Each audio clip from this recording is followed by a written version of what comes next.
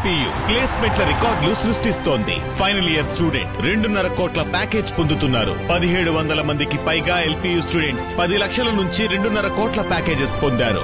విద్యా విప్లవం ప్రారంభమైంది లవ్లీ ప్రొఫెషనల్ యూనివర్సిటీలో. కానీ ఎందుకు చేస్తున్నారు ఈ టైంలో? ఎందుకు చేస్తున్నారంటే 5 ఏళ్లకు 4 ఏళ్లకు తర్వాత పెరిగి కనపడాల్సిన యాంటీ ఇన్కంబెన్సీ అనేది, ఆ వ్యతిరేకత అనేది, అసహ్యం అనేది ప్రజల్లో కూడుగట్టుకున్న అసహ్యం అనేది ఈ ప్రభుత్వం మీద, ఈ పాలకుల మీద, చంద్రబాబు నాయుడు గారి మీద. అంటే అబద్ధాలు కూడా హద్దు ఉంటుందిగా. ఎన్నికలకు ముందు ఏం మామూలువే? అరచేతులు ఇటు చూపించి తిప్పినాడు కదా, మొత్తం అక్కడి నుంచి పాతాళంలో పడేశాడు. ఒక అమాయకులు వెర్రివాళ్ళు ఏమి క్వశ్చన్ చేయలేరు అనే అభిప్రాయం ఏదైతే ఉందో అంత బండ కూడా అందరి మొహం మీద కొట్టినట్టు చెప్పడం అనేది జనానికి తట్టుకోలేకపోతున్నారు ప్రజలు. దాని నుంచి వచ్చిన వ్యతిరేకత, దాని నుంచి వచ్చిన యాంటీ ఇన్కంబెన్సీ ఏదైతే అది కనపడుతుంది ఎక్కడ చూసినా. 1 ఇయర్లో నిన్న 1 ఇయర్ అయిన సందర్భంగా నాకు తెలిసి న్యూట్రల్ వాళ్ళు కూడా అబ్జర్వ్ చేయండి, ప్రజలు అబ్జర్వ్ చేయండి. వాళ్ళకు వచ్చిన తీర్పుకు ఎవరు జరపాల్సింది, విజయోత్సవాలు జరుపుకోవాల్సింది వాళ్ళు జరుపుకోవాలి. మావి వైఎస్ఆర్సీపీ 1 ఇయర్ మిస్రూల్ మీద మేము పిలిచిన పిలుపుకు రెస్పాన్స్ అట్లా వచ్చింది. వాళ్ళు చేయలేకపోయారు.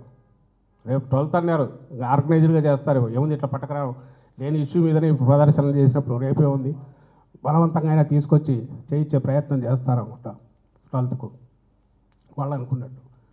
కానీ ఇప్పుడు ఫేస్ చేసే ధైర్యం లేదు ప్రజల్లో. ఇంకో పక్క రోజు మహిళల మీద అఘాయిత్యాలు కానీ, పోలీసుల దాష్టీకం కానీ, అధికార యంత్రాంగం దుర్మార్గాలు కానీ, వాళ్ళ నడిపిస్తున్న పొలిటికల్ బాసెస్ వాళ్ళ దుర్మార్గాలు కానీ, దౌర్జన్యాలు, దోపిడీ ఓపెన్ జరుగుతున్నవి ఏవి ఎవరికి కనపడకూడదు. ఎట్లా పాలా ఇట్లా ఆపచ్చు. 24 గంటలు కొట్టు, నీ 100-150 యూట్యూబ్ ఛానల్స్, నీ ప్రాపగాండా మెషిన్లు, పేపర్లుగా పిలువబడుతున్న మీడియా సంస్థలుగా పిలువబడుతున్న నీ ప్రాపగాండా మిషన్లు, చంద్రబాబు నాయుడు ఆర్గనైజ్ చేసుకుని నడుపుతున్నవి, పెద్ద గొంతు, చిటిక వేయకముందే రాష్ట్రమంతా ఒకేసారి లేచి ఒకే టోన్తో మాట్లాడగలిగిన సత్తా ఉన్న, నువ్వు పెంచి పోషించిన నాయకులు, వీళ్ళందరితో మొన్నటి నుంచి రక్తి కట్టించి ఒక హయ్యెస్ట్ పీక్కు తీసుకుపోయిన డ్రామా దేనికోసమయ్యా అంటే ఎక్కడ దేన్ని అడ్రస్ చేసే పరిస్థితిలో లేరు. మా హయాంలో, జగన్మోహన్ రెడ్డి గారి ప్రభుత్వ హయాంలో ఎక్కడైనా ఒక ఇన్సిడెంట్ జరిగితే, ఒక మహిళ మీద ఎక్కడన్నా అఘాయిత్యం కానీ ఇంకోటి రెస్పాండ్ అయిన తీరు నేషనల్ లెవెల్ కూడా అప్రిషియేషన్ గురైంది. ఇమ్మీడియట్ ప్రభుత్వం స్పందించాల్సిన తీరు అంటే ఎట్లుండాలంటే ఇట్లుండాలని, అవసరమైతే ఆ అఫీషియల్స్ మీద యాక్షన్ తీసుకోవడంతో పాటు మళ్ళీ రిపీట్ కాకుండా ఏం చేయాలనేది ఆలోచించడంతో పాటు, ఇప్పుడు ఒక్క దగ్గర అలాంటి రియాక్షన్ కనిపిస్తుందా? నిన్న అనంతపురంలో జరిగింది చూసిన, వారం క్రితం బయటపడిన అక్కడే సత్యసాయి జిల్లాలో చూసిన ఒక అమ్మాయి దళిత బాలిక, ఇప్పుడు ఎస్టీ అమ్మాయి, కంప్లైంట్ ఇచ్చిన 6-7 రోజులు కూడా ఏం తెలియదు. ఆఖరికి ఎక్కడో చోట దొరుకుతుంది, దొరికినా కేసు బుక్ చేస్తున్నారు. ఇమ్మీడియట్ రెస్పాండ్ అయ్యే సిస్టమ్ కానీ ఎందుకు లేదంటే నువ్వే చంపేశావు. చంద్రబాబు నాయుడు దాన్ని చంపేశాడు. ఆయనకు కావాల్సింది ఇప్పుడు సాక్షిలో వచ్చిన దాని మీద హైదరాబాద్ పరిగెత్తుకుంటూ పోయినా పట్టుకొని రావాలా, ఇంకెక్కడికి పోయినా పట్టుకొని రావాలా, అమాయకులు తప్పుడు కేసులు పెట్టి హెరాస్ చేయాలి. వీళ్ళు దీంట్లో బిజీగా ఉంటే అక్కడెక్కడ పోతారు? ఆ తెనాల్లో రోడ్డు మీద కూర్చోబెట్టి కొట్టాలా, లేకుంటే వాడు డిఎస్పీ అయినట్టు పంచాయతీ చేయాలా, కమ్మోడికి పుట్టావా లేదా అని తిట్టాలా. ఈ పనులు చేసేవాడికి ఆ తీరిక ఎక్కడ ఉంటుంది పోలీసులకు?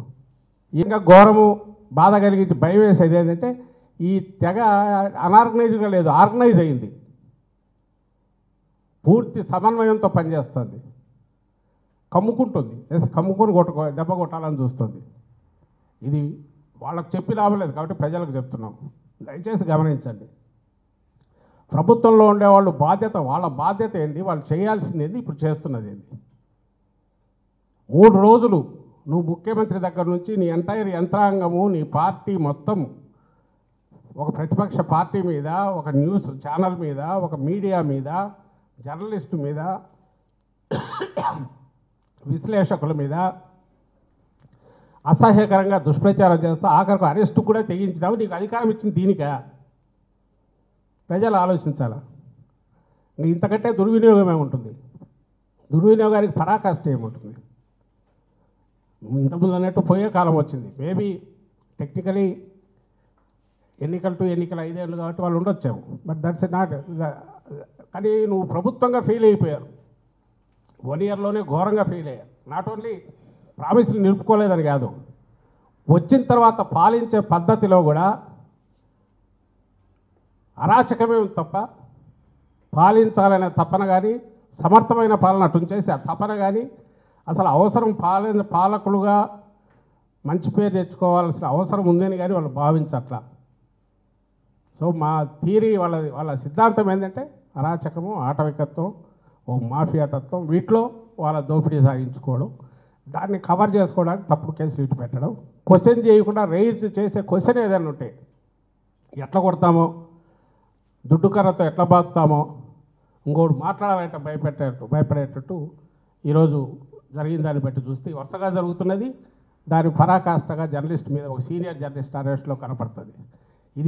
ఇది ఈ ప్రమాద గంటికలు ఇవి ఒకరికి కాదు, ఎంటైర్ మీడియాకు, జర్నలిస్టులకు, అందరికీ ఇదే. ఎవడన్నా పొరపాటున మీరు నోరు విప్పితే లేదా నిష్పక్షపాతంగా ఉన్నట్టు కనిపించిన ఓ బ్యాలెన్స్డ్ అప్రోచ్ ఉన్నా మేము సహించము.